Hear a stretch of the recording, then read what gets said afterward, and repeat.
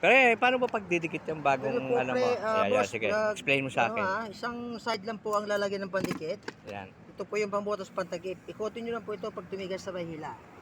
Oh, ayan, sige. Lahat po ng dikitan nandito, sir. Isang Ayan. side lang po ang lalagyan ng pandikit, ha. Ayan, One ayan. side application lang po tayo. Ayan lang po. Kalat natin. Habang basa pa yan, kailangan po i mo yan, ha.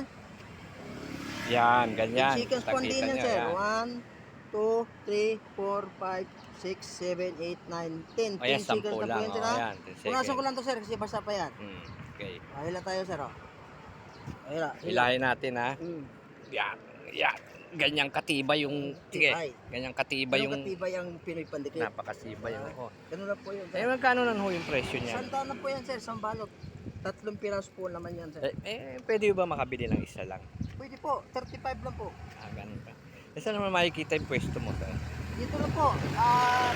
Tuwing linggo dito sa Jukuno Boulevard. Monday to Friday sa Calao po. Beside Methodist Church.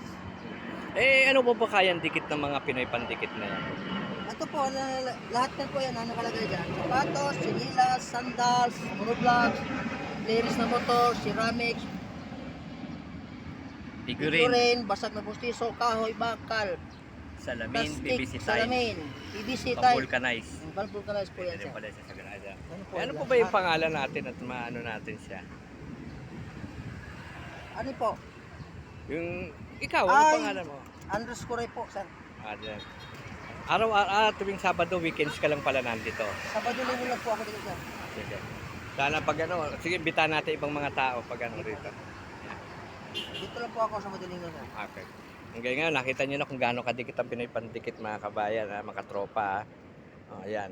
Punta ka dito sa Jakay sa Makapagal. Ayan. Maraming salamat po. God bless.